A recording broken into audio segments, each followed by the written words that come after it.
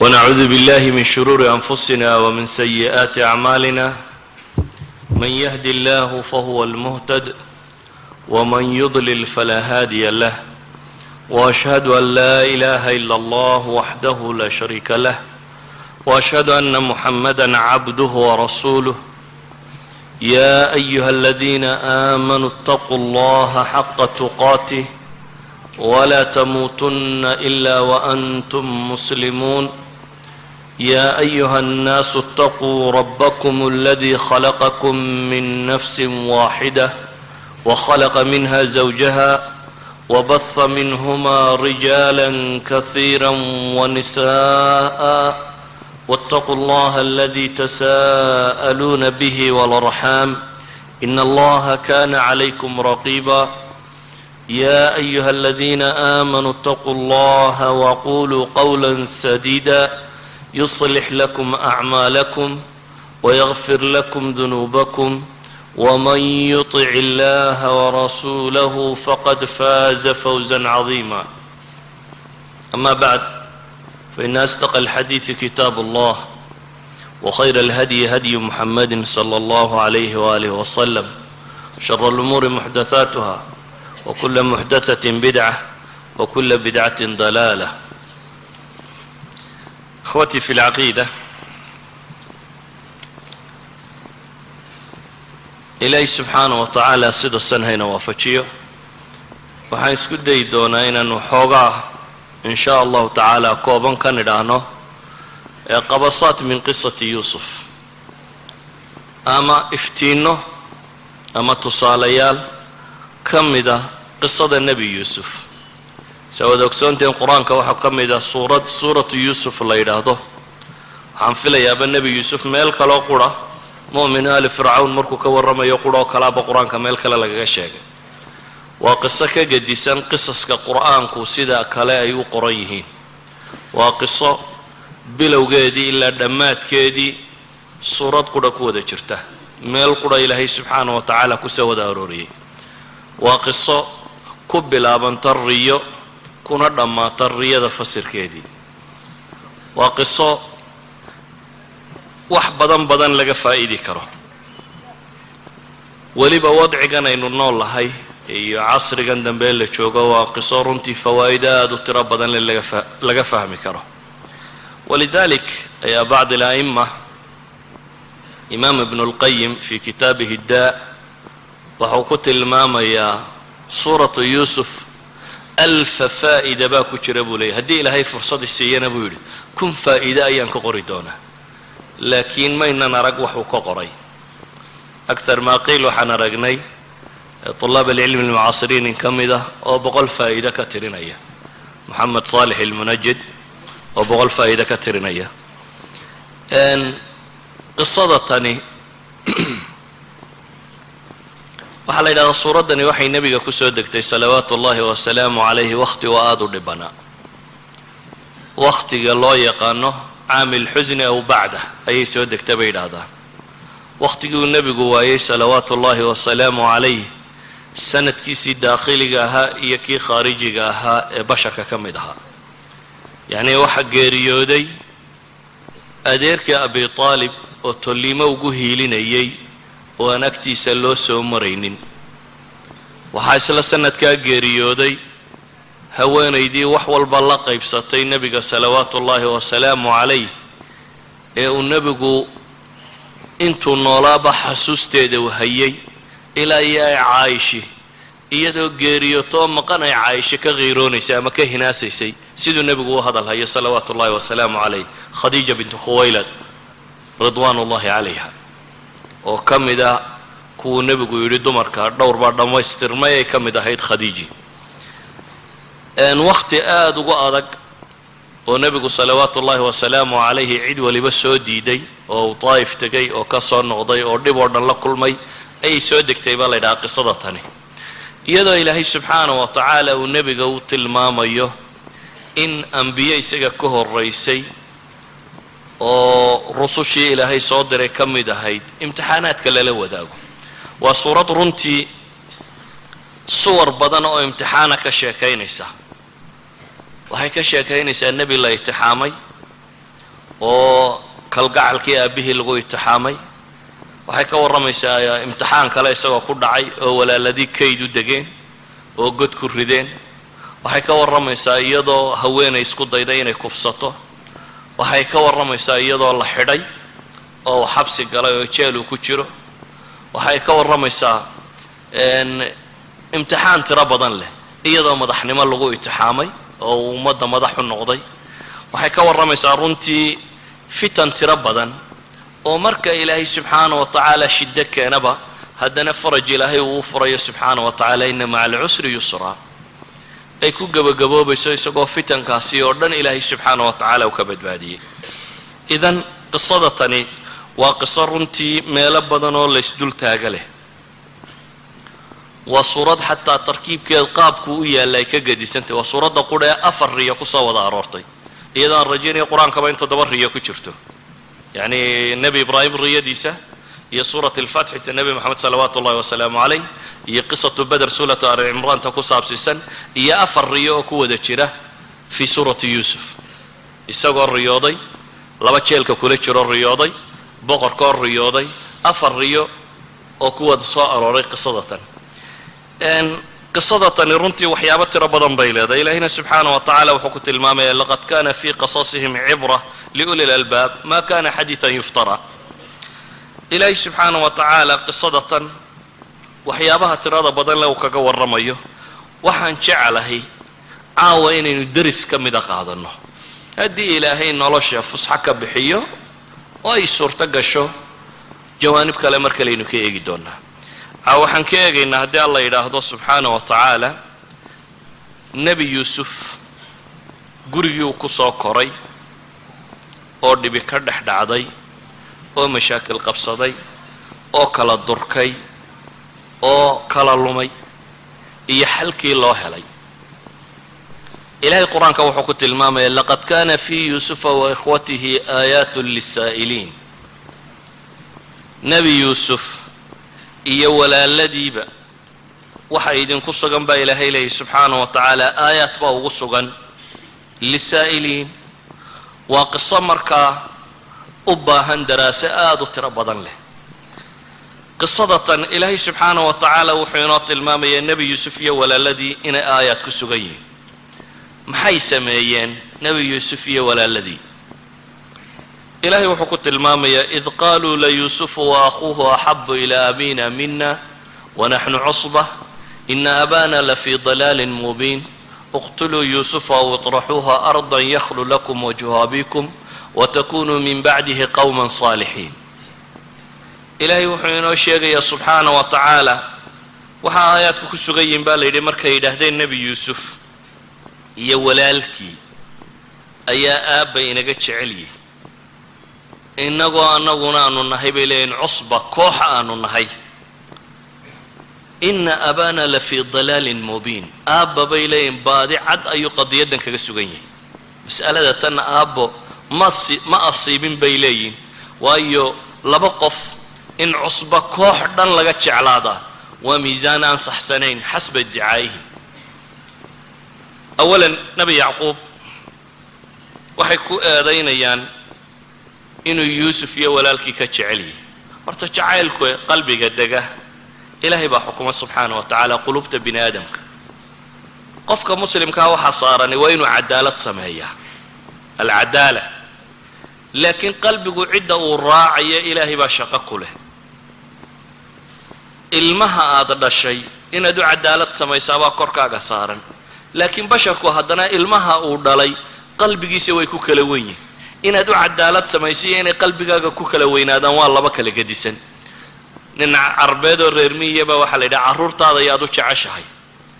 kolba kii ugu yar ama baahi qaba buu yidhi. yacni un odaygiiyo islaantu hadiyo goor waxa laga yaabaa ka yar unay siitidaanka ugu yar oo isaga loo dareemayo in dacf iyo dhibi hayso oo ay kaa soo dhoweeyaan.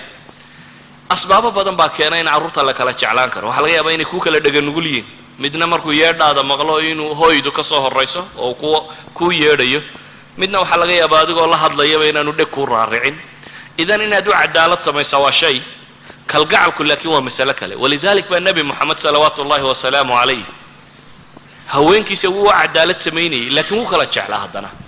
dadka ayaad u jeceshay baa la yidhi caaisha buu nebigu yidhi salawaatu ullahi wasalaamu calayh ma qarsaninba dadka ayaad ugu jeceshay markii la yidhi caaisha ayuu yidhi dabeetana su-aal kale ay ku celiyeen wuxuu yidhi aabaheed idan kuwa ugu jeclaa wuu sheegay laakiin haddana wuu cadaalad samaynayay markay cadaalad timaado oo isagoo buka ayuu wuxuu lahaa caawa xaggaan ahay isagoo xanuunsanayaa la siday nebiga xataa mabiidka inuu guri u hoydo wuxuu tijaabinayey isagoo buko oo la sido oo xanuunsanaya in garbaha la galo habeenba meel seexdo oo yidhaahda inaana caawa xaggaan ahay uu yidhaahdo la yidhahdo guri heblaayaad ku beegantay markii dambe ay haweenkiisii u naxariisteen oo ay dareemeen nebigu salawaatu ullahi wasalaamu calayh maadaama oo caaisho jeclaa inuu ku bukaankiisa lagu baxnaaniyo guriga caasho la dhigo oo halkaasi lagu baxnaaniyo yani waxaan uga jeedaa jacaylka qalbiga ah waxyaabo badan baa keena qofku inuu cid jeclaado amaa waajibka qofka saarani waa inuu cadaalad sameeyo yacquub may ahayn waadna kala jeceshaba in lagu eedayo xataa hadday jirto mar hadduu cadaalad samaynayo dembi maaha inuu qofku kala jeclaan karo laakiin ilmo yacquub waxay ismoodsiiyeen arrin ah yuusuf iyo walaalkii in loo kalgacal badan yahay oo yacquub u kalgacal badan yahay arrintaana waxay ku tilmaameen yacquub inuu baadinimo kaga sugan yahay waase iyagu sheegteen waxa uu qur-aanku markan inoo tilmaamaya masaa-isha amraad alquluub xanuunada qalbiga ku dhacaya siday khatarta u yihiin qofku hadduu qalbiga ka bukoodo oo qil iyo xaqd iyo xasad iyo buqdi iyo waxaasi hadday qalbiga galaan inay qoys xataa mujtamac ballaadhan ka kaalayo qoys inay dumin karaan oo ay kala dareerin karaan waxay masaladani tilmaamaysaa ilmo yacquub mas'aladani xadka ay la gaadhay waxay la gaadhay inay soo jeedinteedu noqoto uqtuluu yuusufa aw itraxuuhu arda yuusuf in la dilo yuusuf jariimadu galay waa maxay ma dembuu galay xataa haddii yacquub buu ahaa ka wax jeclaadee yuusuf isaga waxbaba ma samaynin laakiin markay dadku xaasidnimada iyo xaqdiga iyo qalbigu markuu xumaado waxaa ku dhaca qofka indhala-aan mawaasiinta ka lunta sida wax loo qiimeeya xataa ma garta u walidaalika ilmo nebi yacquub waxay qaateen fikradda ah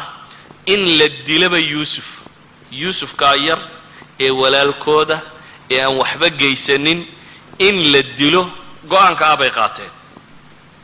waxay culammadu yidhaahdaan qofku hadday cadhadu ku biirta bay yidhaahdaan xiqdi bay isu rogtaa xiqdigu hadduu sii biira bay yidhaahdeen xasdi buu isu rogaa idan waxay yidhahdaan culammadu waa maraatib isdaba taalla alcadaawa waalbaqdaa min alghadab bay ka soo bilaabantaa bay yidhahdaan dabeetana xiqdi bay tagtaa kadibna xaasidnimay tagtaa xaasidnimaduna waa qofka inaad balaayo un la jeclaato adigo aan adigu waxba ka helaynin qolada tani ilmo nebi yacquub waxay qaateen go-aanka ah walaalkood inay dilaan ama se fogeeyaan waxay kaloo qaateen aw iطraxuuha ardan yakhlu lakum wajhu abikum watakunuu min bacdihi qawman saalixiin bal aayadda u fiirso waxay leeyihiin aan ka takhallusno kan yar oo dillo ama fogayno oo lumino dabeetana shayطaanku waa cajiib insaanka markuu jariimada gelayo wuu u fudaydiyaa jariimadan laba sababood buu ku fudaydiyey kow marka hore wuxuu ku fudaydiyey natiijada ka ratibmaysa inay wanaagun tahay oo ah marka kan yar iyo walaalkiiba laga takhalluso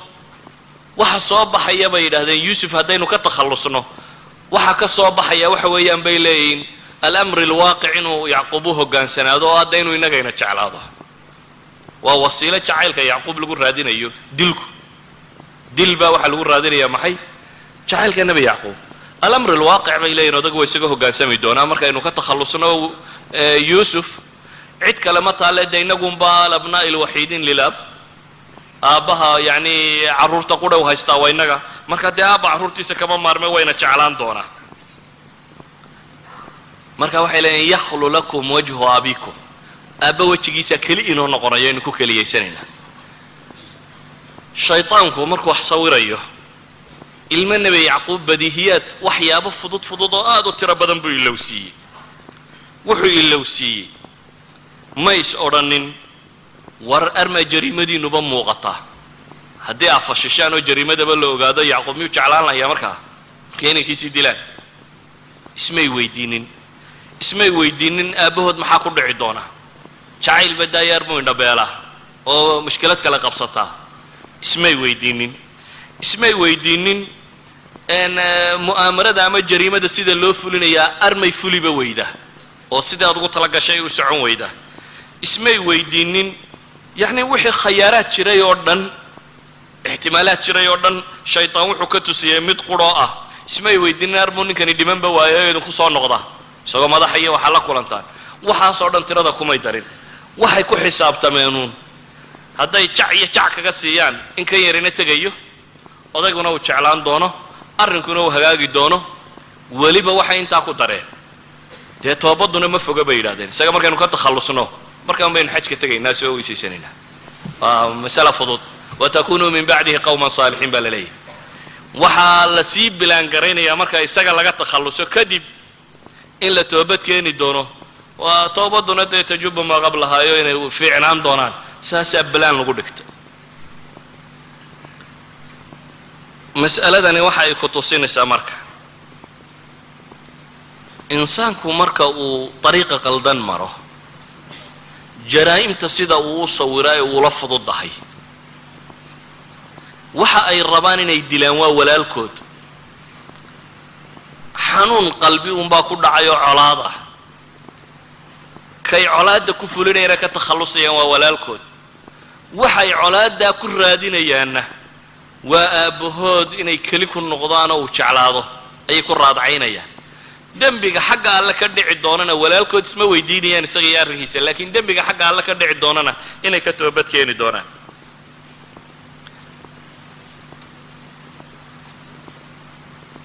ra'yigan bay qaateen ilaahay qur-aanka wuxuu ku tilmaamaya qaala qaa'ilun minhum laa taqtuluu yuusufa waalquuhu fii ghayaabati اljubbi yaltaqitu bacdu sayaara in kuntum faaciliin ilaahay faraj buu u furay nebi yuusuf oo midyagii ka midun baa yidhi weer ha diline meelaha god aan iskaga tuuro dadkaa socotada iyo waxaasi ha qaataanoo hayna dhaafaane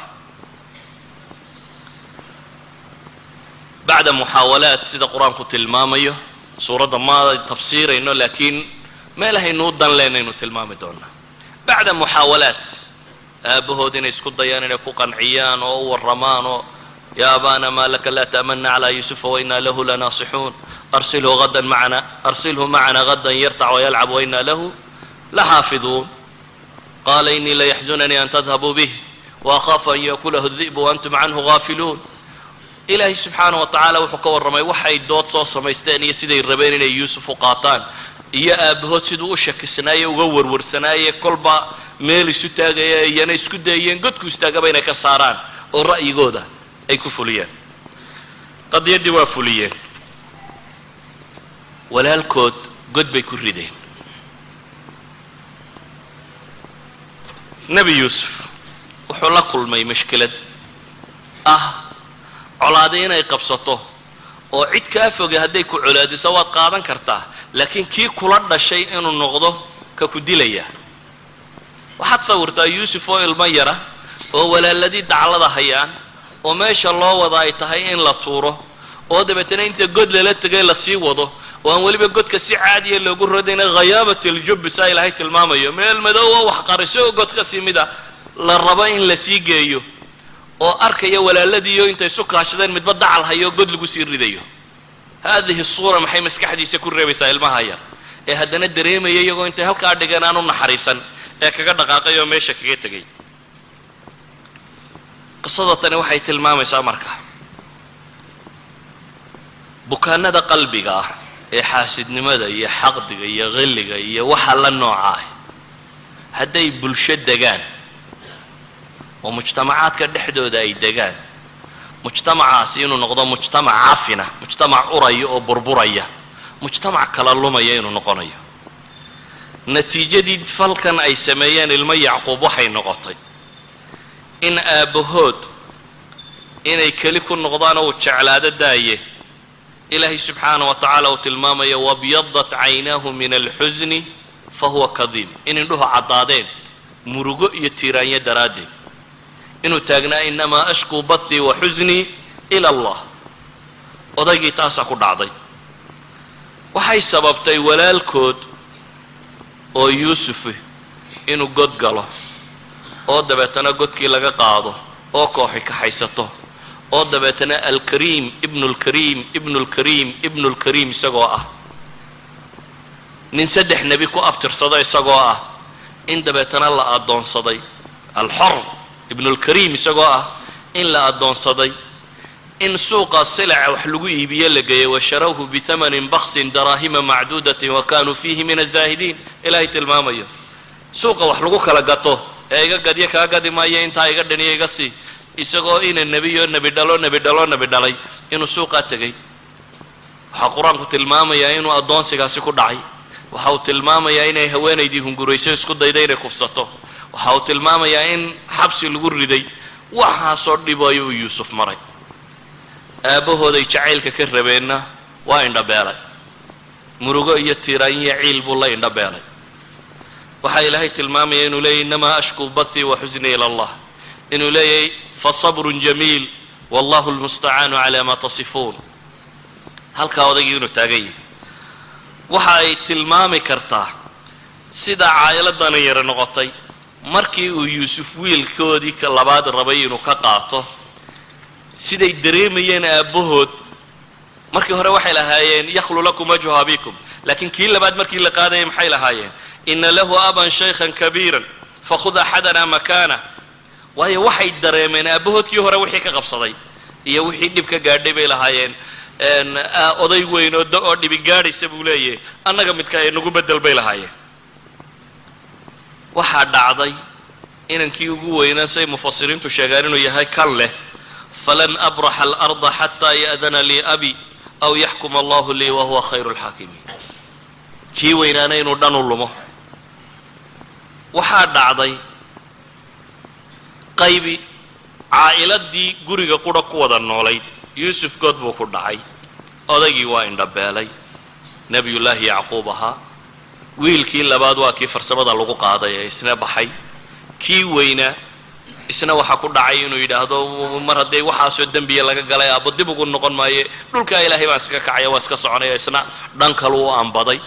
intii soo hadhiyo odaygii miyay isku fiican yihiin? maya waa kuwiiyana ku lahaa tallaahi tafta'u tadkuru yuusufa xataa takuuna xaradan aw takuuna min alhaalikiin. kuwii soo hadhayna waa kuwii nebi yacquub ka dul lahaa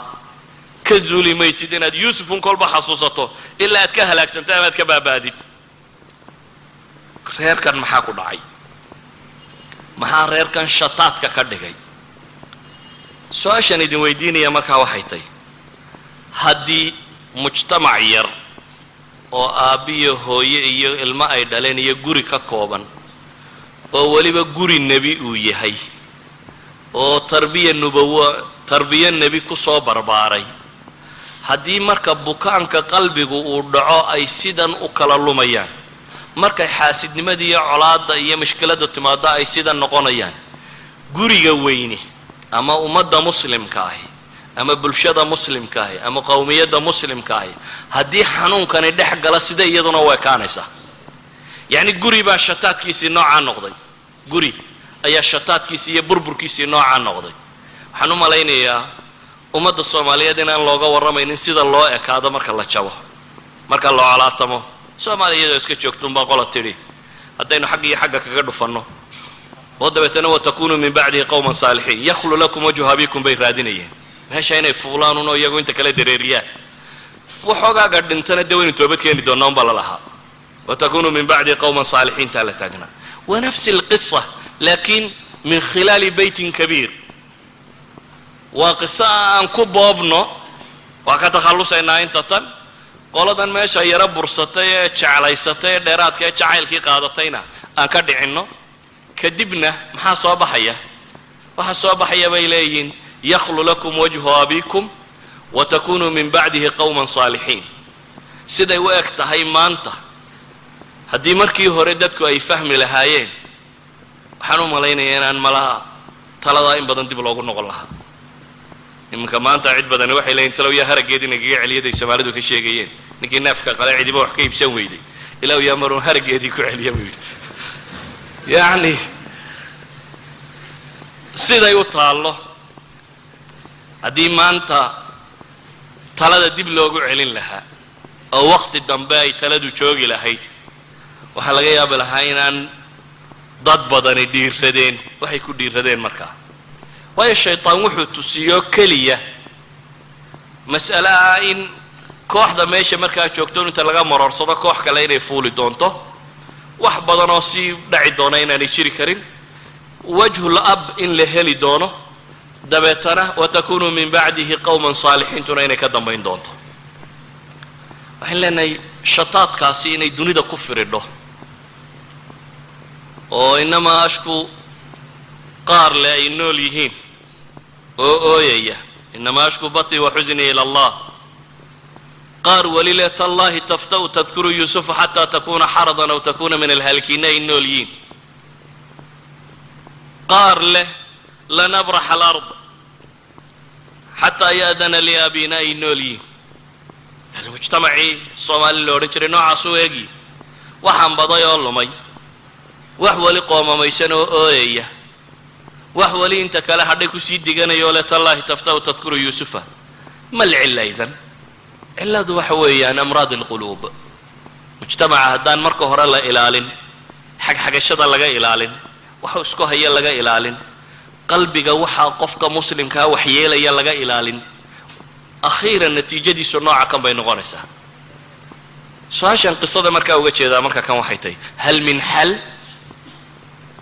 waxayn leenahay aan eegno yuusuf muxuu ku xallilay yuusuf gurigii dib inuu ururiyey suuraddaa sheegaysaa inay dhammaantood isugu wada yimaadeen suuraddaa sheegaysa mal xal baa isweydiinaya maxaa mujtamacaadka muslimkaa maanta caalamulislaami haddaad eegto waa nafsu shay yani soomaaliya qura haddaynu iska dhaafno caalamulislaam oo dhan eegno waa nafsi shay waxaa burburiyo ku dhacay waa amraad alquluubkaasi dadka badh ku dhacay ee intii kalena kala firdhiyay ee nooca kan u galay maxaa xal ah qisada yuusuf suuradda tani waxay culammadu yidhahdeen waa suurat alcifa bay yidhahdaan nebi yuusuf wuxuu ahaa cafiifu llisaan cafiifu lqalb cafiifu ljawaarix waxaan isweydiinaynaa maxaa xal ah waxa xal ah baynu leenahay alcifa dhowrsooni nebi yuusuf laba hal buu sameeyey walaaladii xaasidnimadaasay ku dhaceen xasdiguna ka la xaasidaya intaanu halaagin kuwa wax xaasidayuu sii halaagaa xasdigu markuu dhaco waa wixii ilmo nebi aadanba dee dhex galay laaqtulannaka markuu lahaa waxba uma geysan walaalkii laakiin waa xaasiday uun laakiin kii uu dilaya iska dhaafay isagii baa ilaahay ku tilmaamaya faasbaxa min alkhaasiriin iyo faasbaxa min annaadimiin isagaa ahaa kii murugaysnaa markii dambe noqday nebi yuusuf mas'alada tan wuxuu ku cilaajiyey laba shay ama saddex shay haddaynu idhaahno labada shay mid culammadu waxay yidhaahdaan waa jurxigu nabarku inaanu sii ballaadhan oo ah nabarka in damaqa laga ilaaliyo hadday ceeb iyo dhibid dhacdo dadku isqabto waxa koowaad ee laga ilaaliyaa waxa weeyaan inaan nabarka la sii qodqodin maxaa sii qodqoda nabarka afxumadaa qodqoda afxumada ayaa nabarka qodqoda dadka arkaysa maalan waxay dhahdaan culammadu nebi yuusuf markii intaa la hafray beenta laga sheegay dumar ay wax u heshiiyeen xabsiga la dhigay isagoo aan waxba samaynin ee boqorkii uriyada usoo dirtay uriyadii u fasiray waa ka wakiil la yidhi ka soo bax jeelka nebi yuusuf wuxuu damcay inaanu bixin ilaa iyo kayskii lagu xidhay laga hadla mooyaane wuxuu yidhi maa baalu niswa allatii qaطacna aydiyahunna nebi yuusuf su-aal buu weydiinaya wuxuu leeya boqorkii u tago fas'alhu maa baalu niswat waxaad boqorka weydiisaa haweenkii gacmahooda googooyey ereygaa maxaa ku jira nebi yuusuf wuxuu xaq u lahaa inuu yidhaahdo haweenkii isku dayay inay kufsadaan wuxuu xaq u lahaa inuu yidhaahdo haweenaydaadii layga taag waayey xaaskaagii layga taag waayey arrinkeedii ka warran wuxuu xaq u lahaa dumarkii hafree beenaalayaasha ahaa ka warran wax haba yaraatee dhacdada lagu tilmaansaduu tilmaamay bay yidhaahdeen haba yaraatee kama warramayna wixii isaga lagu sameeyey ama wixii loo geystay magacoodna ma sheegin bay yidhahdeen waxay culammadu yidhahdaan cammama walam yusami bay yidhahdeen wuu caam yeelay cid gaarana muu magacaabin bay yidhahdeen muxuu ilaalinayaa bay yidhaahdeen inaanu cidna tajriixinin tajriixa tirada badan leh dadkoo la dhaleeceeyo la caayo oo la maago oo la wadaa nabarka way sii ballaadhisaa qofkoo markuu gafaba aad sii qodqodo farta gelisay halkii uu ka gafayba aad farta sii gelisaa way sii dilaacisaa uun kala fogaanunbay sii keentaa ma keento nabarku inuu soo koobmo oo soo yaraado waxa sababa in laga daayo farafaraynta badan in dulqaad badan dadka muslimiinta ay muujiyaan walidalik muu odhanin nebi yuusuf maa baalu niswati allaati raawadna haweenkii aniga i doonay ka waran iyagu weedha isku lahaayeen xataa kumuu odhan وقال نسوة في المدينة امرأة العزيز تراود فتاها حتى مراوددي iyagu isku lahaayeen isagu ma sheegin isagu waxa qura uu sheegay waxa weeyaan haweenkii gacmaha isgoogooyay xaalkoodii ka warrama xataa bay leeyihiin boqorkii su-aasha la weydiinayay gabadhiisii meesha kuma soo darin oo ahaydna tamaxay qisaduba ka bilaabantay haweenkii gacmaha jarjaree kalu tilmaamo waar adiga islaantaadii iyo kayskaygii ka warran muu odhan waxaaba laga yaaba laha boqorku inuu cerka u bixi lahaa hadduu intaasoo qura weydiin lahaa intaana ma weydiinin waxaad tilmaamaysa nebi yuusuf sida uu carabkiisa u ilaalinayay fii nafsi suura waxa ay tilmaamaysaa nebi yuusuf oo godkii ka baxay oo mushkiladoo dhan soo dhammaystay oo madaxa ayaa waxa u yimi walaaladii kuwii godka ku riday waa markii uu dabeetana suwaaculmelika loo dhex raaciyey alaabtii walaalkood ee laga soo saaray waxay yidhaahdeen in yasriq faqad saraqa akhun lahu min qabl iyagoo hor taagan bay hadlayaan waxay yidhahdeen hadduu waxaday kani mid ka horreeyo ay walaalahaayeenoo tuug ahaa baa jiray bay yidhahdeen maxaad yeeli lahayd adigoo boqor ah nimankii ku dilee godka kugu riday inta lagu hor keeno haddana hadday yidhaahdaan kani hadduu waxaday ku ka horreeyo tuuga baa jira nimanaad kiiskii hore ku qaadin oo waxba aanad u sheeganin oo iyagu god kugu rido ku dilo waxaasoo dhan kugu sameeyey oo haddana weli aan kaa hadhina ku masabidaya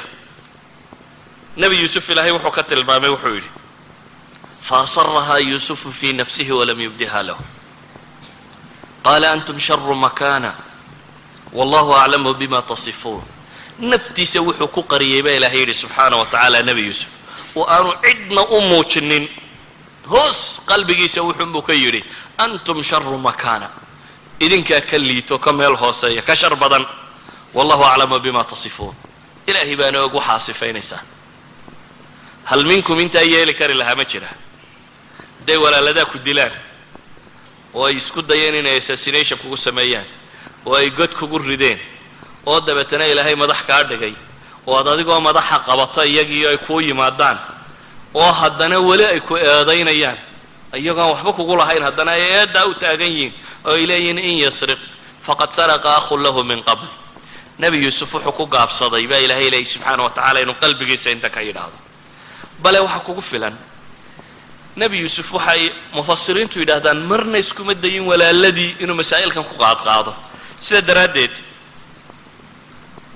markuu ilaahay u baryayay ee ilaahay subxaana wa tacaala wuxuu gallad siiyey ilaahay uu ka warramayay wuxuu yidhi waqad axsana bii id akhrajanii min asijn wajaءa bikum min albadw min bacdi an nazaqa ashayطaanu baynii wa bayna ikhwatii waxay yidhahdaan saddex masalo hariiba aayadda ku wada jira nebi yuusuf wuxuu leeyahay ilaahay wuxuu ii samafalay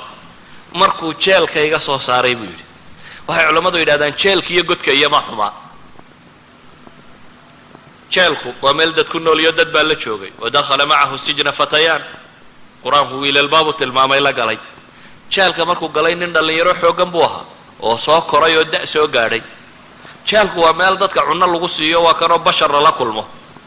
amaa godku kow khayaabat iljubbi baa lagu riday meel madoobo goda baa lagu riday oo fog bay yidhaahdeen aan magaalada iyo meelaha kan ka oolin meel aan raashin iyo cunno iyo waxba toona oolin buu ahaa meel aan aniis iyo cid la gargaarsada iyo cidna joogin bay ahayd ilaahay markaad manooyinku kuu galay sheegayso waxa la sheegay de kuwa waaweyn alla kuu galay waxay mufasiriintu yidhaahdaan wuxuu dhowrayay khaatirada walaalkii walaaladii waxay ku sameeyeen inaanu xasuusinin oo isdhaafiyo dabeetana cadowgii wixii uu ku sameeyay ajeelkii ay ku rideen buu sheegay ee ma sheegin bay yidhahdaan walaaladii halkay ku rideen waxa uu sheegay markaa nimankii colka ahaayeen kale meeshay ku rideen iyaga markuu tilmaamay wuxuu yidhi wajaa bikum min albadu iyagu xaggay ka yimaadeen markii dambe ee reerka la ururinayay waxay yimaadeen 7 sannadood ee faqriga lagu jiray ee abaartu haysatay ee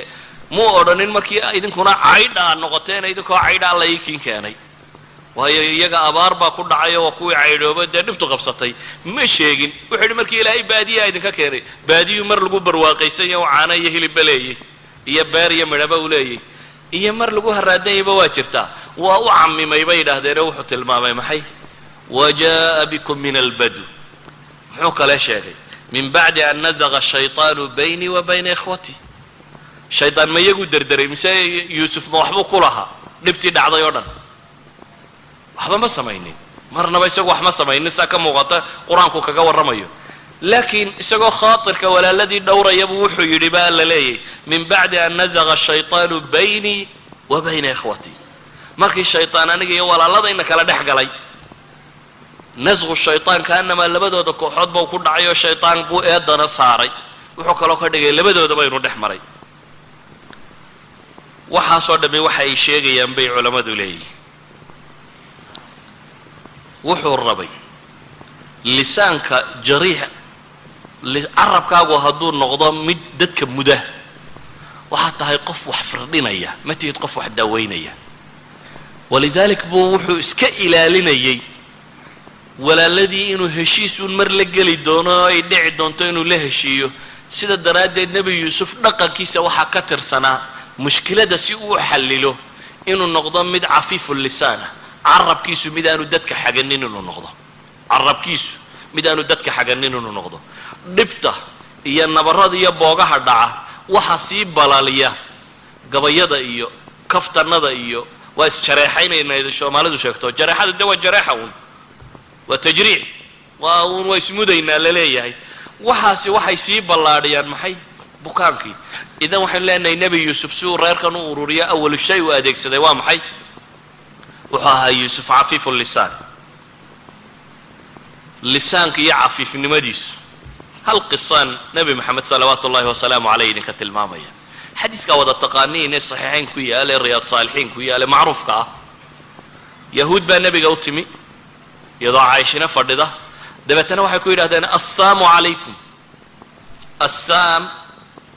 geeriyo korkaaga ha ahaata bay nebiga ku yidhahdeen intay u yimaadeen waxay iska dhigayaan inay salaamayaan oo assalaamu calaykum bay laamkii ka boodeen dabeetana assaamu calaykum bay yidhahdeen geeriyo korkaaga ahaato waa goorma waa nebigoo xaaskiisii la fadhiya salawaatu ullahi wasalaamu calayh ayaa la soo doontay adyad iyo gardarro inta lala soo doontay ayaa haddana la salaami maayo la habaaraya oo la leeyahay assalaamu calaykum caaisha waa cadhootay waxay dareentay yuhuuddan khubudkeeda iyo xumaheeda iyo nebigii ilaahay waxa ay kula hadlayaan dabeetana waxay tidhi wacalaykum assaamu wallacna idinka geeri iyo nacdashaa laba korkiina ha ahaata bay ku tidhi nebigu salawaatu ullahi wasalaamu calayhi wuxuu ku yidhi caaishaay mu'minku ku af xun maaha ku faaxish iyo mutafaaxish midna maaha buu nebigu ku yidhi salawaatu ullahi wasalaamu calayh caaisha way dooddo waxay tidhi ilaahay rasuulkiisiiyo miyaad maqlayn waxay ku hadlayaan waxay tidhi malaa nebigu saani uma maqal warkay qoladani sheegtay wuxuu nebigu ku yidhi waan maqlaya aniguna waxaan ku idhi wacalaykum xataa wacalaykum assaamu intay yidhaahdeen in leeg inuu yidhaahdo wuu iska diiday wuxuu ku koobsaday oo qura maxay wacalaykum ayaanana idhi buu leeyahy idinna korkiina ha ahaato haddaad salaan sheegteenna korkiina ha ahaato haddaad wax kala sheegteenna korkiina ha ahaato mujarad xataa inuu lafdigii soo celiyo ayuu nebigu salawaatu ullahi wasalaamu calayhi ka gaabsaday walidalik buu wuxuu leeyahy wacalaykum assaam faqad maxay taasi tilmaamaysaa waxay tilmaamaysaa qofka muslimka ah ee murabbiga ah ee la rabo inuu dad tarbiyeeyo kobciyo waxa laga rabo carabkiisu inuu ahaado oo ah inuu muslimiinta hadduu nebi maxamed yuhuudda nabadgeliyay muslimka maxaad u malaynaysa waxa ka nabadgelaya wacaynkan ula dhaqmaya hadduu yahuudi yahay fama baalu lmuslimiina xuquuq dheeraada kugu leh idan waxaan leenahay awal shay uu adeegsaday nebi yuusuf si uu mas'alada tan u daweeyaa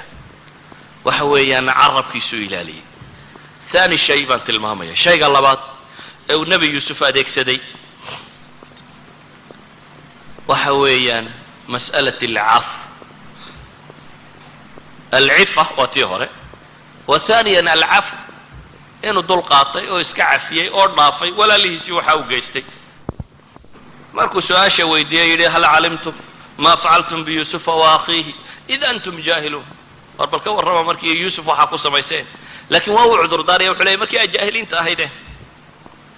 qaaluu ainaka la anta yuusuf oo ma adigaaba yuusuf ay yidhaaheen waa markii la isbaranaya koowaad ainaka ma adigaa yuusufa qaala ana yuusufa wahada akhi qad mana allahu calayna inahu man yataqi wayasbir faina allaha la yudiicu ajra almuxsiniin qaluu tallahi laqad aaharaka allahu calayna wain kuna lakhaati'iin قال لا تثريب عليكم اليوم يغفر الله لكم وهو أرحم الراحمين markay yidhahdeen maadaa yuusufa wuxuu yidhi anna yuusufaan haykanna waa walaalkay ilaahay baa nagu galladaystay buu yidhi waxaasoo nimcaa innahu man yattaqi wayasbir ninka labadaa isku darsada alla ka cabsi iyo sabir qofka isku darsada dunida ma hooga buu leeyahy ilaahayna dadka samaha sameeya ma hoojiyo qaaluu tallahi laqad aaharaka allahu calayna ilaahay baan ku dhaaranay alle waa nooga kaa roonaaday bay leeyihin wain kunaa lakhaati'iin annana waa gafsanayn wuxuu ku yidhi laa tasriiba calaykum canaaniba korkiinna maaha garnaqsi iyo warkaasi ma jiro wuxuu leeyahay canaaniba korkiinna maaha ee yakfiru allahu lakum alle dembigiinna ha dhaafo canaani korkiinna maahee alle dembigiinna ha dhaafo mas'alat alcafwi waalmagfira waalsafx waa masaa'ilka maanta yar ay muslimiin badani ilowday maalin haddaan nin wax isku qabateen beraanu kaas qabanaydunbuu hayaa xataa hadduu kayska cafiyey hadalka dayn maayo cafin maaha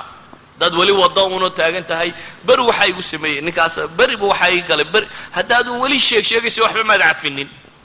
waayo weli waxaad daba taagan tahay un maalin waxuu ku yeelay asalkuna waxay ahayd qofka muslimkii inuu wax cafiyo cafwigu waa masale muslimiintu ay wakhtigan dambe aada u ilowday ilaahay subxaana wa tacaala qur-aanka wuxuu sifaynaya jiilkii saxaabada ahaa ee salafi lumma ah ee dadkii lagu dayan karayaya ayaa ilaahay qur-aanka ku sifeeyey lilfuqaraa'i almuhaajiriina aladiina ukhrijuu min diyaarihim waamwaalihim yabtaguuna fadla min allahi waridwaana wayansuruuna allaha warasuulah ulaa'ika hum asaadiquun waxaa la sifeeyey muhaajiriintii ilaahay dartii uu soo hijrooday uu jihaatamay ilaahay subxaana wa tacaala iyo rasuulkiisa jacaylkiisa ka doortay nolosha oo dhan uu jihaatamay ilaahay subxaana wa tacaala iyo rasuulkiisa jacaylkiisa ka doortay nolosha oo dhan ulaa'ika hum saadiquun baa ilahay yidhi kuwaasi waa kuwii iimaankooda ku run sheegayay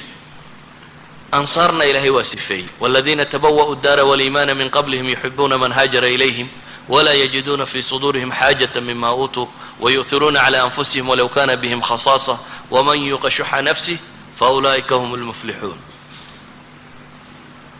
labadii kooxood ee muslim ugu mudnaa waa labadaa kooxood waa saxaabadii nebiga kooxda saddexaad ee labadan kooxood ka daba tagtay waa kuwee ilaahay sifo ku tilmaamay u fiirso waa sifo dadku maanta wada hilmaamsan yahay laakiin naddaci salafiya salafinimadan wada sheeganaa haddana sifadii loo sheegay kuwaa taabica waa salafku waa mas'ale dadku inta badan uu hilmaansan yahay ilaahay wuxuu leeyahy waaladiina jaaءuu min bacdihim yaquuluuna rabbana اغfir lana walikhwanina aladiina sabaquuna biliimaan waxay alle subxaana wa tacaala ku tilmaamay waaladiina jaaءuu min bacdihim kuwaa gadaashood kuwii yimee muslimiine dambe waxa ay leeyihin baa ilahay yidhi rabbana اغfir lana walikhwanina aladiina sabaquuna biliimaan wla tajcal fii quluubina gila liladiina aamanuu rabbana inaka ra'uufu raxiim waxay leeyihin ilaahay ow annaga iyo mu'miniintii naga horraysaba u naxariiso kuwii iimaanka nooga horreeyey annagaba u naxariiso waxay kaloo leeyihin ilaahow mu'min dhammaantii qalbigayaga hilli iyo xasdi iyo xaqdi iyo waxaa hawgelin qalbigayaga ilaahow noo saafi yeel bay leeyihin idan sifati salafiya caqiidadii saxiixa ahayd iyo diintii wanaagsanayd waxa ay leedahay dhaqan suuban iyo suluuk salafiya jira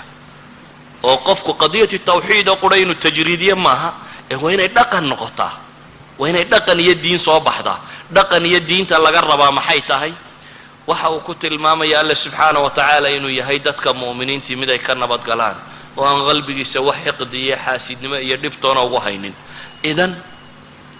waa masaladuu ku xalliyey mushkiladii jirtay oo dhan nebiyullaahi yuusuf salawaatu ullahi wasalaamu calayh waxaan leenahay waxa qur-aanku ina baraya war ahlu kitaab baa ilaahay wuxuu leeyahy ود كثير من أهل الكتاب لو يردونكم من بعد إيمانكم كفارا حسدا من عند أنفسهم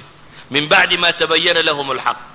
إلهي أهل الكتاب كورما وحل إلهي أهل الكتاب قيب كمده كثير من أهل الكتاب إلهي وحي جعلي لنا الدين تايدا كساران ما هي دين كساريان حسدا من عند أنفسهم بإلهي حاسد نمد رادين ولب بإلهي لي من بعد ما تبين لهم الحق مركي وحق وعداد كذب أي هدنا الربانين الدين لآن دين بدان markaasaa ilahay wuxuu nabiga ku yidhi facfu wasfaxuu xataa ya'tiya allahu biamrih ina allaha calaa kulli shayin qadiir haddii la leeyahay ahlu kitaab facfu wasfaxuu muslimka maxaa laga yeelaya bukaankan qalbiga galaa isagaa mushkiladii maxaa daweeya qoladan biologiga iyo cilmigan kale ka warantaa waxay leeyihin cadhadan tirada badan le iyo xaqdiga waxa kani kaad u cadhaysanta isagu uu caafimaad qabaa aduunbaa sii bukooda bay yidhaahdeen bukaanku aduunbaa buku hayaa bay leeyihin adaa neerfaha u kacaya digestive systemkaagaa isbedelaya waxay yidhahdeen waa bala aan cidiba kuu ogeyn adaa dhibna laguu geystay mar labaadna adaa naftaada sii dhibaya bay leeyihin idan xataa caafimaadkaaga waxay ahayd inaad iska saafi noqotid si aad u caafimaadida u hagaagtid aduunbaa baladani ku gubaysaaye inaad adigu shaydaanka iska naartaabay ahayd أهل جنة إلهي مركو سفيني وحوكة المامية ونزعنا ما في صدورهم من غل تجري من تحتهم الأنهار أما ونزعنا ما في صدورهم من غل إخوانا على سرر متقابلين صفة أهل الجنة الله الشيء دوا مؤمن كأم جنة قليل لاني وحلة المامية يهين كوا قلبي قودو محي هاي صافي دولي سسرنا أن ولي قودي سيدين هدا دركتو وصفة أهل النار كلما دخلت أمة لعنة أختها بإلهي كوا أن ولي قود كلا فقيري waxaa la yidhi naarta markay kooxi gashaba kooxda kalun bay nacdashaa kuwa markay kooxi kursiga koox ka kicisaba kuwa kalu nacdalaa ee ishayaa-uun waa sifada ahlu naarka lagu yaqaano idan waxa uu nebi yuusuf waxa uu adeegsaday alcifa oo aynu carabkiisa ilaaliyo dhowro wuxuu kaloo adeegsaday qoyskaasi si uu soo uruuriyo nabarkii markuu ka ilaaliyay inuu damqo haddana inuu cafiyo laa tasriiba calaykum alyawm yakfiru allahu lakum buu adeegsaday masalat alcafw waxaan rabaa inaan idinka daadajiyo bal aan dib u soo noqdo yuusuf oo qurayaan joogi uxud ayaa nabiga ku dhacday salawaatu ullahi wasalaamu calayh uxud waxa ay mushkiladu u dhacday saynu wada naqaano saxaabo wax ismoodsiiyey oo dabeetana hunguri galay oo meeshii uu nebigu yidhi ka dagaalgali waayo soo yaacay dabeetana muslimiintii waa la jebiyey jab adag baa ku dhacay oo ah kuwuu nebigu jeclaa ama ugu dhowaa xamse iyo inta la dilo in la googooyo oo tamhiil lagu sameeyo beerkiisa dumar calaashadaan in saxaabo badan la laayo rag badan in la oofsado muscab ibnu cumayr iyo raggii madiinaba furtay ee diinta geliyey ee sacd ibnu mucaad iyo mucaad ibnu jabal iyo raggii la yaqaanay diinta ku soo daray waa maalmahay meeshan alla uu ku kaxaystay waxaasoo dhibi markay dhaceen riwaayaadka saxiixi waxay tilmaamayaan saxaabada badh oradkii inay madiina dib u galeen markii la jabay ragga badh baa yaacay oo oradkii madiine galay waxaasoo mashaakila dhacay nebi maxamed wixii oo dhibaa ku dhacay salawaatu ullahi wasalaamu calayh in ilkaha qaar jajabaan biro ay galaan dhiigguu laga daadiyo salaadii uu fadhiga ku tukado uu sarajoog ku tukan kari waayo waxaasoo mashkiladii iyadoo dhacday أي إلهي قرآن سودتي إلهي وحلي فبما رحمة من الله لنت له ولو كنت فظا غليظ القلب لانفضوا من حولك فاعف عنهم واستغفر لهم وشاورهم في الأمر كوا يسوق الله كور ربي مجتمع بالله الرباين لوضه مجتمع أفراد ما هو مجتمع دن وبشر وخطائين قفف بدن باك دعية نوع والبو يسوق جيران لكن دتك قاعدة دي الرباين أمده قاميان إن أمد علماء النقدان إن أمد مدح النقدان إن أمد كحين كران وين النقدان ضد أن ترسيست أقولن يفعلتك وين النقدان ضد عفس كودو بلادي ولذلك ما إلهي وحنا النبي يقول هدي أن حريص على قلبي قدتشين وأتهي مد ضبيعة دقو ككنو قلبي أدق ضدكم وكايا على هذا إلهي لي ولو حقنا شاقه دبتنا إلهي وحنا النبي أمري محي فاعفوا عنهم بلدي kuwa dagaalkii kaaga baxay iyo kuwa jabaya baqaya madiina oradka ku galay iyo waxa soo dhan baa Ilaahay yiri faafu anhu dhaaf iska cafi adigu cafi baa leeyri waxa kale oo leeyri waliba wastaghfir lahum ilaahina dambi dhaaf weydii inta waxa kale oo la raaciyay bulshaatiino danba idin ka dhaxaysay washaawirhum fil amri baa Ilaahay yiri waliba la tashana taladana waxbay ku leeyeen iyagoo jabka keenay ayaa leeyri taladana waxbay ku leeyeen ma macna dalik waxay sheegaysaa umamka sida loo hogaamiyaa inaanay ahayn nin buug madow sito hebel baa bari dambaabayuna iyo maalin buu wax galay oo aan weligiiba rikoodhka ka masmaxaynin oo aan qofka haddii ilaahay ka toobad aqbala laga toobad aqbalaynin qaabkaa maaha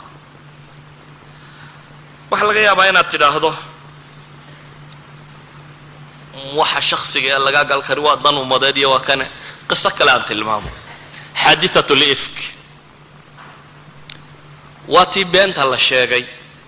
غورغي نبي محمد صلوات الله وسلامه عليه بنت الله شيغي هي صحابي قاليغا هي صفوان بن المعطل لو رين جري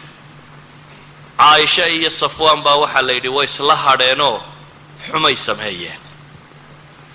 dabeetana warkaas la faafiyay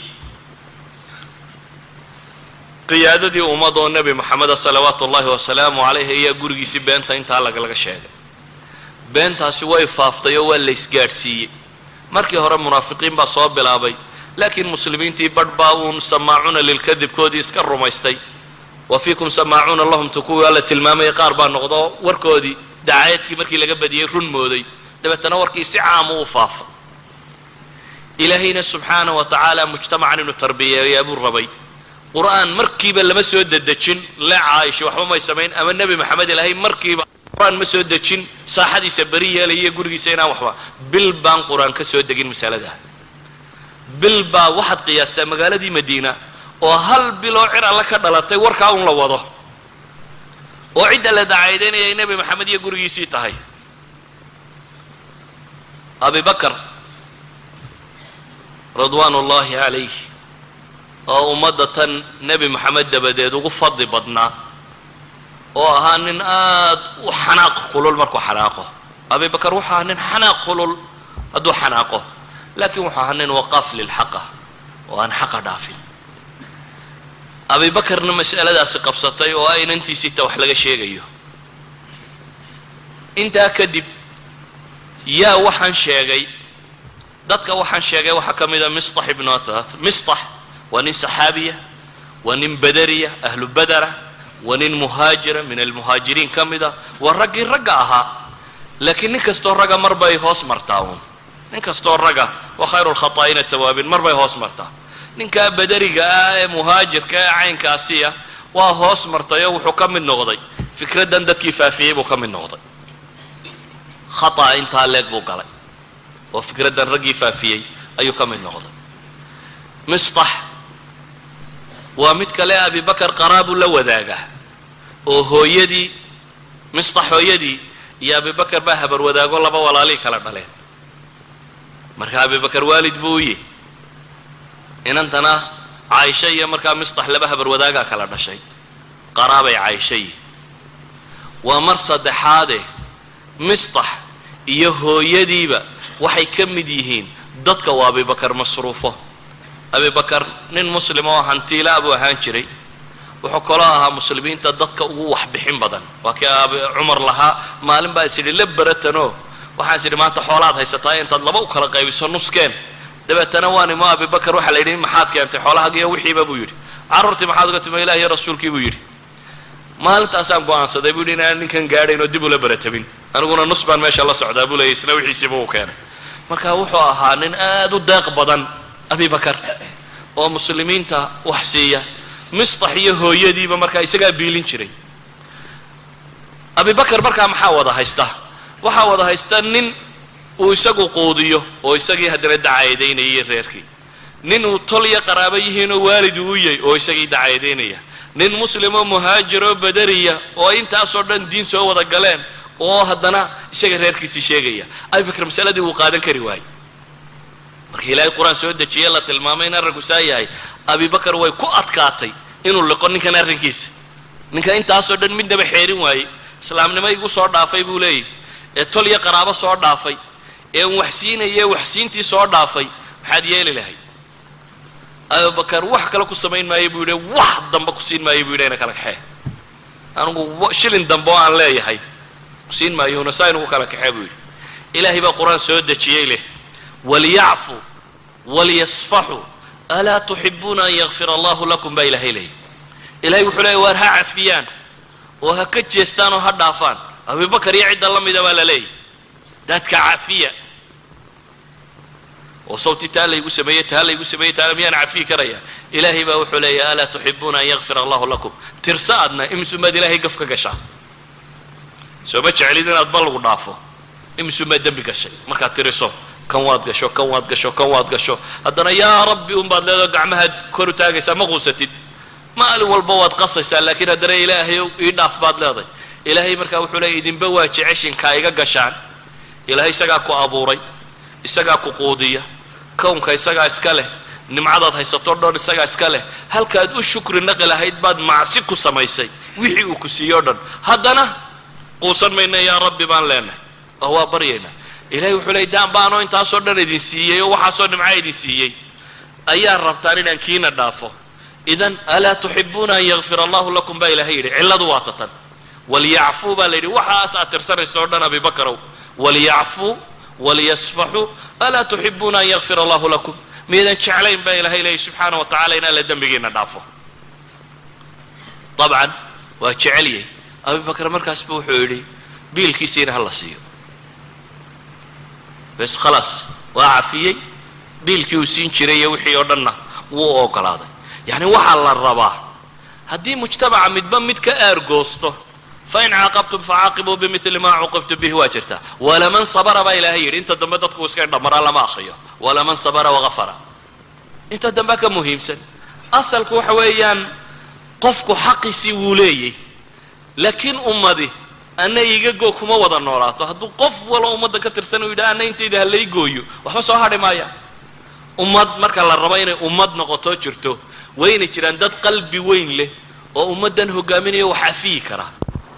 dad wax cafiyi kara oo wax dhaafi kara wayna jiraan dad wixii gaadhay aakhira u xisaabtamaya wayna jiraan inta aad leedahay waa ninkii waxaa berigaa igu sameeyna dee waxba maad cafinin la adiga wado una sheeganayeen waxay idin la iscafiyo oo dadku ay dadka cafiyaan ولذلك marka la rabo ummadeenay jirto nabi maxamed maxaa lagu sameeyay salawaatu allah wa salaamu alayhi waa la dilay waa la maagay waa la dhacay waa la boobay wax walba waa lagu sameeyay reer maka muxuu sameeyay waa u yimi culimada taariikh say sheegayaan abu ubayda suu sheegay fatxu maka markuu ka waramayo wuxuu akhriyay buu yiri weedhi ahayd nabigu la tatriba alaykum alyawm yaghfiru allah lakum wa in kastaw mursal yay laakiin sanad hasan ku soo arooray oo mursala أنتم مطلقاء ما صحين بين علماء الحديث لها لكن واقع الأمر وحو شيء إنه دتك عافية دور قف بيده هداك هشان ستار الكعبة حتى يجوا كدو دوبان دلا دور كي حتى أفر ما لها اسمه هاين قار كو عين كيري والله وضع الله كيري دبت أنا وحول مرة دايك أنت ديسك عافية سيد داي كو عين كان النبي وكلها يا عثمان مت كان عكرمة بن أبي جهل بالله كان واسك دافع كلها حتى يجوا كعبة الداه هذا هستها دارك تندلا markii loo keenay waa sii daayay nabigu salawaatu ullahi wasalaamu calayh saa awgeed baa xadiidkii bukhaari waa kii tilmaamayey man taqama linafsihi abada nabi moxamed weligiiba wax isaga la yeelay inaanu aargudanin walidalik ba xadiidkii saxiixa ah waa kii sheegayay maxay iyadoo najd laga soo noqdo oo ciidamo muslimiin ay soo laabteen ayaa meel la yimi dabeetana goor kuleylaa dhirtuunbaa lagu kala faafay qofba geed buu iska hoos fadhiistay oo iska hoos seexday nebigu salawaatu ullaahi wasalaamu calayhi geed buu hoos jiifsaday isagoo geedkii iska hoos jiifa seeftiisiina wuxuu sudhay laan sare dabeetana nin reer baadiye ah baa yimi markuu yimina wuxuu soo nebigoo jiifa buu seeftiisii la soo degay galku kala baxay nebigu salawaatu ullaahi wasalaamu calayhi indhaha wuxuu kala qaaday uun nin seeftiisii haystoo la dul taagan oo le man yamnacnii minka yaa iga kaarabaya leh dabeetana nebigu wuxuu ku yidhi allah ilaahay baa iga kaa celinaya waa ku celiye wuxuu yidhi man yamnacnii minka war yaa iga kaarabaya wuxuu yidhi allah 3 jeer buu ku celiyey nebigu salawaatu ullaahi wasalaamu calayhi intiiba wuxuu yidhi allah si ay ka noqotayba ninkii waa kurbaday unoo seeftii baa ka dhacday dabeetana nebiguna wuu qaatay dabeetana wuxuu yidhi man yamnacnii minka anna yaa iga kaarabi kun khayru aakhidin buu ku yidhi ku seef qaata ka u fiican noqo waa baryey isagoo nebiguna seeftii haysta kiina uu meesha fadhiyay saxaabadii u yimaadeen oo dhawaq iyo waxyaro maqlay markay u yimaadeen buu nebigu u sheegay uu yidhi ninka kani caynkaa ayaa caynkaas baa dhacdo saaya saas buu igu sameeyey dabeetana markaan idhi aniga ilaahay baa kaa celinaya ilaahay seeftii buu ka riday markaan isla dul taagayna wuxuu yidhi waa iska cafiyey nebigu salawaatu ullahi wasalaamu caleyh waxba ma ciqaabin ninkaa isku dayay inuu assassinate gareeyo ee dile ee cidlada ka helay ee seeftiisii qaatay rabay inuu madax ka jaro nebigu markuu ka xoog batay uu iska sii daayay oraska tag buu ku yidhi idan masalat alcaf wuxuu nebigu rabay salawaatu ullahi wasalaamu calayh inuu ummad dhiso walidalik baa ilaahay wuxuu inoo tilmaamayaa waalkaadimiina alghayda waalcaafiina can innaasi wallahu yuxibu almuxsiniin ilahay mu'miniinta markii la sifeynaya waxaa la yidhi marka hore waa kaadimiina alghayd waxay yidhahdaan culammadu waa 3 shay oo kala dambeeya kuwa cadhadooda qarsan kara kadmu lghayd inaad cadhadaada qarsato macnaheedu waxa weeyaan ma rabtid inaad dee kartid oo aad markaaba argoosatid cadhadaada haddaad xejin karto oo qarin kartid caqli aduu kugu dambeeyey waxay yidhaahdaan culammadu istiqraaq laxda alxaa qofku hadduu instantaneous noqdo bay dhahaan laxdada secondiska uu markaa joogo hadday maskaxdiisu ka jawaabayso wax dambeba ay arki kari weydo go-aan ma gaadhi karo saa daraaddeed nebigu waa kii tilmaamayey maxaa u taqaan ninka xoogga badan xadiiskii saxiixa maxay yidhahdeen markaa ninkaan dhinaciisa dhulka la dhigin bay ku yidhahdeen nebigu wuxuu ku yidhi ka xoogga badani waxa weeyaan maxay ninka naftiisa hanan kara markuu cadhoodo buu nebigu yidhi ninka markuu cadhoodo naftiisa hanan kara kaas baa nin xoog badana balaayaba waxay dhacdaa un dee nin cadhoodo isxejin kari waaye waxa aad dadka maqlayso sheekhuun baa lagu odhan doonaa hee markaad tidhahdo islaantii baan 3 ku furay anoo cadhaysan dee markaad cadhaysantay waxba lama furo yani markaad cadhaysantay go-aanba lama gaadhan nin raga haddaad tay weliga adigoo cadhaysan go-aan ha gaadhin wuxuu doonaba ha noqdo go-aan ba ha qaadan no judgment at all haddaad nin raga tahay adoo cadhaysan go-aan ha gaadhin wuxuu doonaya ha ahaado waxaad isku daydaa inaad go-aamadaada qaadato adigoo miyirka qaba adigoo aan waalayn cadhadu waa nooc min aljunuun adigoo miyir qaba inaad go-aamadaada qaadatid xataa haweenay haddaad rabto inaad furto iska tag adoo miyir qaba fur oan cadhaysanayn oo bala qabin go-aankaaga qaado walidalik ilaahay wuxuu leeyahay alkaadimiina alghayd kuwa cadhadooda xejin kara ee qarsan kara waalcaafiina can innaas baa la yidhi kadmi alghayd masale kaloo ka dambaysaa jirto oo istab ka sarreeya oo ah inaad dadkaba iska cafidid oo aad dhaaftid taa masale kasii sarraysaa jirta bay yidhaahdeen oo ilahay wuxuu yidhi wallahu yuxibu almuxsiniin inaad samafarsho inaad ixsaan samayso ixsaan samayntu waa maxay waxay yidhaahdaan ciqaab la geysto qof haddaad rabto inaad banishment ku samayso inaad qof ciqaabto qof dhib kuu geystay oo og inuu godob ah uu kaa hayo haddaad adigu weliba wax siiso abaal kale u gasho waxay yidhahdeen waa cuquubo bini aadam lagu ciqaabo ta ugu adag ilahay qur-aanka muxuu ku tilmaamay idfac bilatii hiya axsan faida aladii baynaka wa baynahu cadaawa kaannahu waliyun xamiim kii xumaa kugu sameeyey maxaa la yidhi maxaad ku samaysaa sama u samee baa la yidhi oo natiijadu markaa maxay soo baxaysaa ninkii shalay dhibta kuu geystay ee maanta filayey inaad adna goosatid oo aad goosan kartid haddaad weliba adigu hadiyad siiso ninkaasi waa hadduu inuu damiiruun qalbigiisa ku jiro wax xishoonaya dib dhinacaaga u soo eegi maayo maalin dambe inuu dhankaaga soo eega inuu ku istaago markuu ku arko mooyaane inuu dhankaaga soo eega mar dambe lagama yaabo saa daraaddeed baa ilaahay yidhi kaasi wuxuu noqon doonaa maxay kaannahu waliyun xamiim baa ilahay yidhi mid qaraabo oo ku dhow oo xamiim ah kaas buu noqon doonaa baa alla leeyahy subxaana wa tacaala idan waxaan leenahay nebi yuusuf wuxuu adeegsaday laba masalo gurigii wuu isu keenay reerkii dib bay u dhismeen riyadiisii uu ku riyooday ilaahay waa u xaqiijiyey isagoo madaxa ayaa la keenay hooyiya aabbaba iyo wiilashii ay walaalahaayeen oo dhan dabeetana reer banu israa'iil guulaha loo tilmaamo waa halkay ka soo bilaabeen qoyskan baa reer banu israa'iil ka bilaabmeen waxay bilaabmeen iyagoo mucaziziina oo mukaramiina inay soo degaan masar qoyskan isagoo tabaqadii sare ee faraacinada ee waddanka xukumaysay isagoo ay martigeliyeen oo soo dhoweeyeen oo mucazis oo dad sharfana ayay soo degeen reer banu israa'iil taariikhdooda qur-aanku uu ka warramayo waa nasrigii koowaad ee u soo hoyda laakiin nasriga kani wuxuu keenay gurigan inuu yuusuf ururin karo ilaahayna sida mufasiriinta qaarkood ay ku fasirayaan alasbaat wa abnaa'i yacquub mufasiriinta qaar waxay qabaan 11 kalena in ilaahay markii dambe nebiye ka dhigay reerkiiba inuu nebi isugu wada baxay yacquub iyo yuusuf iyo walaaladii iyo wuxuu dhamiba inay ambiye noqdeen balaayadii hore waxay dhacday bay dhahdeen qabla nubuwa cidda qabta inay abnaa'i yacquub ambiye ahaayeen dhammaantood waxaan leenahay haddii la rabo marka qisatu yuusuf waxaan leenahay cinwaankeeda koowaad waa cifa cifadana almaawardi wuxuu ku tilmaamayaa alcifa can almaxaarim walcifa can alma'aasim baa la yidhahdaa buu yidhi waa laba nooc alcifa can almaxaarim buu leeyay waa farjiga iyo carabka oo aad ilaaliso oo aad maxaarimta ka ilaaliso alcifa can alma'aasimna waxay yidhaahdeen waa dulmiga inaad la jahrido iyo khiyaano inaad israarto oo qarsato oo aad iska ilaaliso nebiyullaahi yacquub nebiyullaahi yuusuf qisadiisu waxay caan ku tahay cifanimo waxaan leenahay hadduu nebi yuusuf gurigii ururiyey asaaliibtu maree qur-aanku inoo tilmaamaya waa tan cid kastoo usluubkan martaa waxaan leenahay guri kastoo baaba'a waa la ururin karaa ummad kasta oo lunta waa la ururin karaa walidaalika waxa koowaadee loo baahanya waxa weeyaan in dadka muslimiintii carabkooda ilaaliyaan carabkooda inay ilaaliyaan waxaa loo baahanya qofka muslimkii qalbigiisu inuu nadiif noqdo maxaa ka liita in toddobaad kasta lagugu soo celiyo camalka xadiidkii saxiixu muslim ku yaallay muxuu tilmaamayay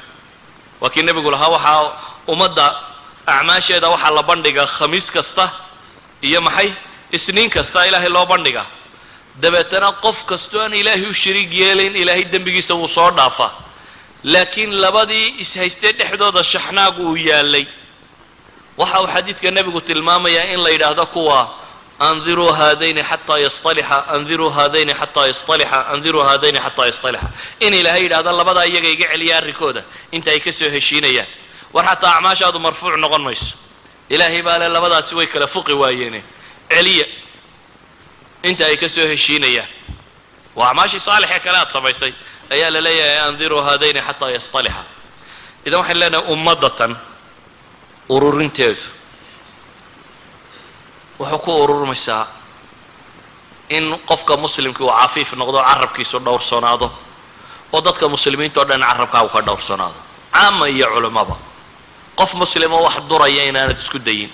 iyada culamo iyo dadkaasi inaad durto daah kuwa waa kuwa imaamu axmed tilmaamayay maxay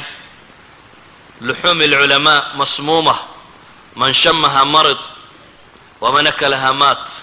waa weedh runtii laga hayo imaamu axmed culamada buu yidhi hilibkoodu waa sumaysan yihi ninka ursadaa buu yidhi waa bukoodaa kii dhadhamiyaana waa dhintaa buu leeyahy imaamu axmed idan muslimka o dhan inaad nabadgeliso badbaadiso oo uu carabkaaga ka badbaado ayaa muhima muslimiinta dhibta dhex taalla inaan carabka lagu sii balballaadhin haddaad rabto in heshiis yimaado sheegsheegaagu inaanu badanin iyo inay dadku mansilati alcafwi u gudbaan oo ah inuu qofka muslimkii dulqaad yeesho iyo ragannimadii waxay ku jirtaa inaad wax cafiyi karto adba ilaahay baad ka rabtaa inuu ku cafiyo waxaad booshaaqladoo dhan allaad rabtaa inuu kaa dhaafo inaad adiguna ilaahay subxaanahu wa tacaala si uu kuu cafiyo inaad ummadda muslimiinta cafido waxaan leenahay qisatu yuusuf markan waa qiso macaani badan ay ku jiraan laakiin caawa